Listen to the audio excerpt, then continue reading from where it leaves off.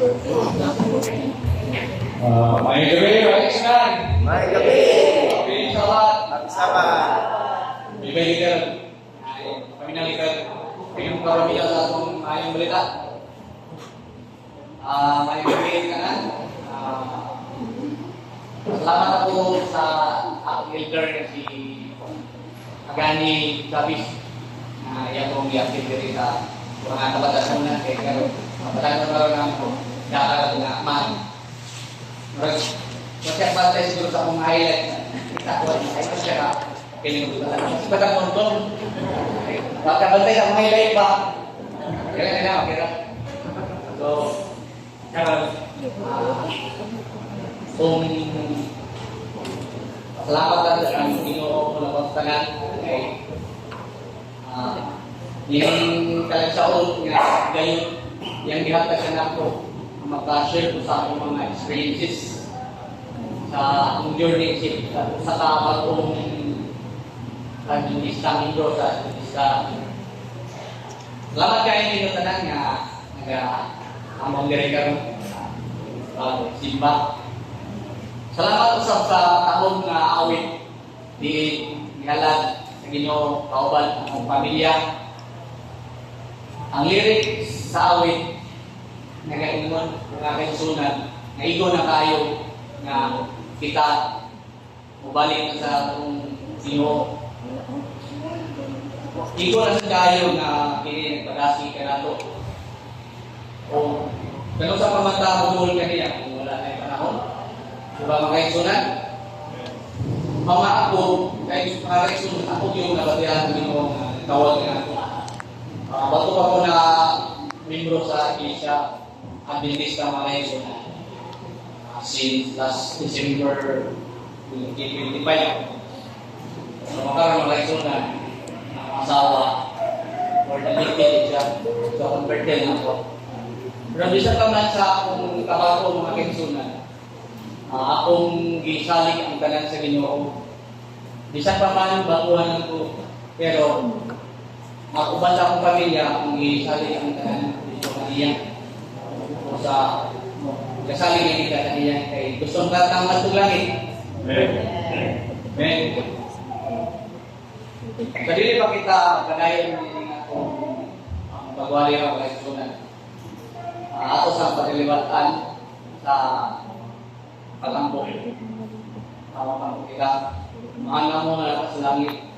Salamat kami mahal na karoon lain sa mga gayon. Ako kami kaminaw sa mga ayong balita na pagkamahan. Gaya mo kami kabalang espiritu. Kami makasangyaw. Hindi maaway mo pasiyan. May ang diya. Hindi makamataw.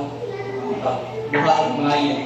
Samtang pagod kami sa mga kaya, pinagtahanan ng gini, ngayon, ng kawan ng dawa, walang sa analysis ng pangluwas. Ang title sa atong pagkatunan ni Kagayon mga kaison, mao ang usog sa kasing-kasing sa panahon sa Panginoon. Medyo katong uban, maya ang kasimba, inawat ang sa sunod kayo kung mga ilaw. Kasi balik sila eh. Ang topic na ito karon ay sa kaluyahon. Napunta na magbalasigon kita. Ang teksto makita sa 1:16-33. Nag-ingon, but take heart, I have overcome the world. Ningon ang Diyos, karon kamo makabaton sa pagtigdait kanako. Sumalig kamo, gidaog ko ang kalibutan. Bot pasabot, mga kaigsunan, ya kitang iliwas, pinahagi siyang balaan niya dito sa cross. Ang kinabuhi mga kaigsunan, sa hayin, mga paluya, yung kanato, makisinati kita o kapatiyasan sa atong mga plano.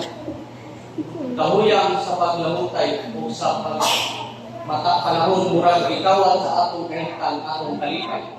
Dili mga gayon mga kaigsunan, kung atong kabalaka mataas, unya ang atong kakapoy mabugat sa atong pagbati, dili ito ang usa lamang kapahimangno o simpleng pagkadasi. Ang ilang mawag yun yung pagbalik kung tatong kasikas.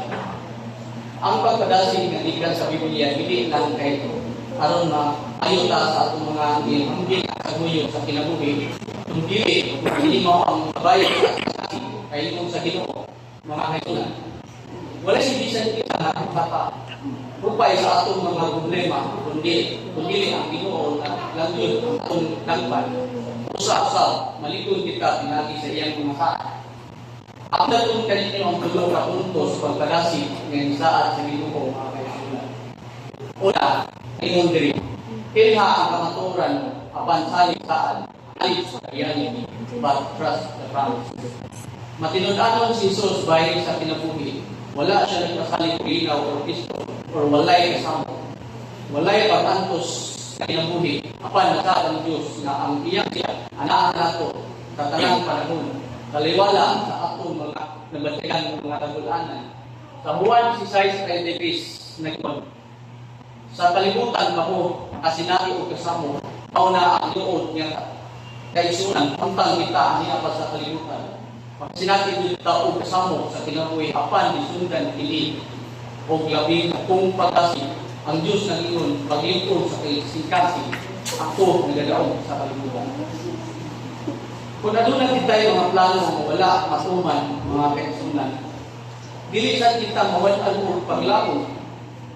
Naabaya sa kay nga madiskarit sa ita, kay nga gusto, wala ihatag, kung may kinahan tayo, wala ihatag. Pero, atong inumduman nga ang Jeremiah 23:11 naging, for I know the plans I have for you, plans to prosper you, not to harm you, plans to give you hope and a future. Di ba kayo na panglayo sa Ginoo ang kailangan Lord, wala nang ginawaan, hindi mo na napunta, wala mo hindi ani. Pero walang yapon atong mga ganahan tayo mo kung walang yapon sa Ginoo pa.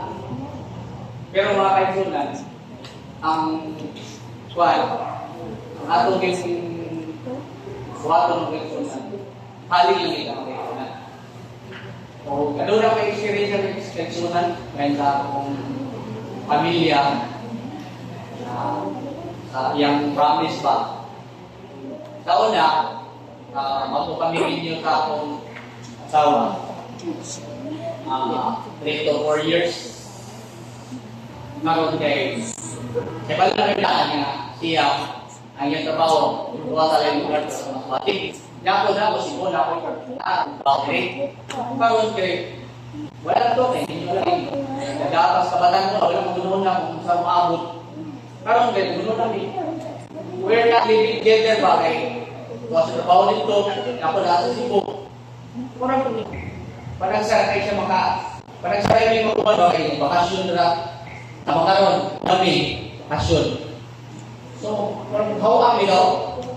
Kunan na ako, ubal na sila sa kung dalo ko sa baho kay di mo tamang kukuhan. Ninyo ta, warang nagwa. Parang sa tingin sa akong anak pa, nagwali siya before last Friday. Kita murang gili. So ba? Pero, bakit ako si Pangayos sa Ginoo? Pero, doon na rin lang ang Ginoo. Mas labo ba na? Iya kung itawag, isip, iya tawan, iusa sa pagtuo mga kaibigan. Amen. So, karon mag-iusa namin usa namin itong kuhan, tinuhan, usa na sa akong Ginoo. Kaya ako, sa huli ko, marami ko wala. Pero karon ako kayo pasalamat na dahil sa mga asawa. Kaya sa mga bata, medyo dili kayo, hindi kayo active sa simbahan. Marinig akong problemahan kay hindi ko adventista medyo alanganin ba? So karon natawag na gamo na akong Ginoo iya kong hindi tawag isip akong gidawat sa Ginoo nga personal na manluluwas. Amen. Ikaduha mga kaisunan, ibalik ang una mga kaisunan, ang atong nabati kung atong nabati, ang bukad tayo, ang atong kinabuhigan, ikapoy na tao sa ilaban, mga kaisunan. Atong hinunduman, wala kita ibisog at atong makabot ang kadaugan. Nakibisog kita, ikan sa kadaugan na nakuha ng gaan Kristo. Kunya, may gana pa ba ng surrender? Nga daon naman ni Kristo. Dahil lang kita mga kaisunan, sama sa atong pagpadayon, kauban ka ninyo mga kaisunan. Kaya ang Mateo may pagpropesi na ito. Ang pagpadayon, sangkod sa katapusan. Mga kaisunan, revelation na tulad dito na bagong langit ay yan kasi mo puno sa gawan, ang iyang wall, puno sa presyo. Yes. Kaya dili sa kalibutan mga kaisunan, Rita, natutaw. Doon siya. Nada ni option, tanaw, nakikita ka hikap. Pero dito sa langit mga kaisunan, mga itong daanan, bulawan, diluta ka ng kaisunan. Kung sa mga kaisunan, gusto kita mga paglangit, kaya hindi tayo panalitan ng kaisunan, hindi ka magduha. Maayo. Supak yun sa iyang kapulupon. Mga ka-impirno, tana. Na, galungong naman ang mga impirno mga kaisunan, init ng kayo. Literal init kayo. Kaya po mga kaisunan, nagtrabaho po o jewelry. Tapos, kanang jewelry, inito na siya magtunaw. Init yung kailangan din siya init din nga degrees Celsius. About 1,100 degrees Celsius. Malalay na ang gold na ang raw materials. Malalay na siya. About nakainito niya 1,100 degrees Celsius. Pero ang impyerno mga kaisunan, labaw pa na, 10,000 degrees Celsius. Asa patataan mo? Usa, malikay kita ng kaisunan kay sunog kita. Ikaduha mga kaisunan, nag-ingon diri. Ibalin ang kabalatan natin sa buhat, turn anxiety into action. Kung ang kinabuhi nato, lisod buhat, durang pamilya nato, wala na yung sulbaran at mga problema. Daghang bayaran sa utang, sa eskwelahan, panginalanod sa pamilya, mga anak, na wala na tayong kapalit sa atong maintenance. Actually, mga kaisunan, ano ko yung finance? Gamay na yun? Para ka tayo PMG. Una, mga kaisunan, we bought 2018. Nakakagit akong dugo. Dili lang nagdat. Isaka niya pa. Saka akong dugo. Ngayon na doktor na high blood pressure. Pag yung kitaraan o yung maintenance, ang primero yata sa doktor, consultancy, 50. Auto, di ba ito? Pagkakulang, adlaw na pa akong ting mga kaisunan. Pagtingnan ko, padula sa mga oras, malipo. Pagkakulang, di makaya. Paway ko. Hapon nila, di ba sa tingnan ko, di ba makaya? Malipo ba ko doon? Usapan, simpinta, malilo. Kung saan ka? Malipo mo doon. Hindi naging makaya, di ko kamarod yun. Bangon, magigil akong higda sa trabahoan. Dahil ako lang iisa kasi overdose ka. Bato, kaya ko niya up to depend 5 mg. Kaya rin ako okay naman. Pero malagin na niya ako. Daghanong nagkadaiyang mga problema, mga kaisunan, usahay, bubati tao, kahandlong, kalinaan ko. Kapit na umabot si Judy. Kailan mo lang Judy mga kaisunan? Karena si Judy, maningil niya siya. Tapos, kaibigan ko niya, magtatagad bukod kaya akong walay kaon. At pagkakala ko sa ugas, ako, kailangan ako mga kaisunan ang ugas ba ang wala isuot. Ako nananakot, hindi ka naman. Kung nagsuot, kaya wala akong iluot. Ano dito ang sundanan sa district na nakita?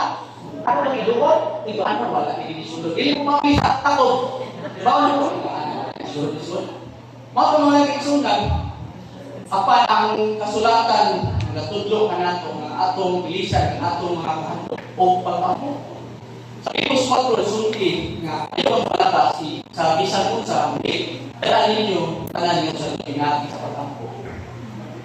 Pagkanindot sa saad mga kaisunan, walay lugar ang kabalatan kay ang Dios Hatag sa tanan kanatong mga panginahanglan basta atong pangayoon pinagi sa pag-ampo, mag-ampo sa walay unong mga kaigsunan. Ang kalinaw sa Diyos muliho sama sa usa ka magbantay, nagbantay sa atong kasing-kasing ug una-una panahon hindi nato kayang tahan mga kaigsunan. Kung bukat ang atong kasing-kasing iya kini pataas, kung dili ka ang atong mga agyanan, wala ka kabalo asa padulong ato pasulbat ang mga problema. Hali ang Diyos naglinaw na bisan wala pa nato makita ang solusyon. Dito ka kaigsunan, Ginoo naglinaw na kita, di mo ta solusyon. God moves in mysterious way. Sa ikatulong kaigsunan, nagayon dito. Pilimon ang pagbarog, choose Christ. Dali ra ay kita kapuyon, maliskay sa pabuhat sa maayo. Apan kita mga kaigsunan, magbarog nga malipod o nasayod kita ang atong pagpaningkamot o pag-antos murag walay kapuslanan.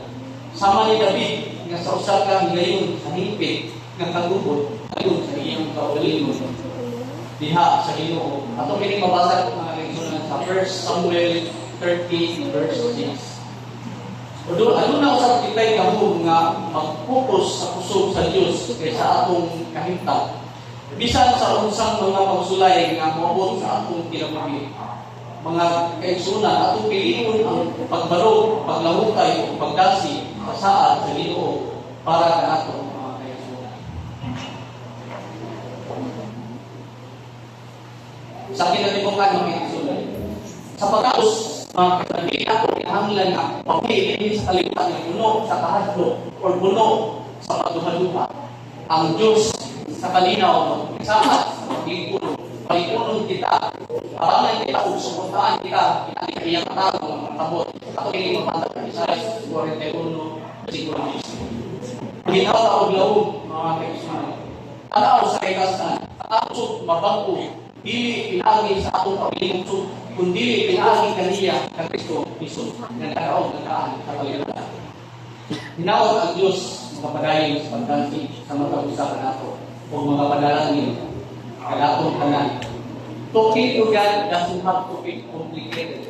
Simple, heartfelt prayers are all that's needed to get this attention we can desire.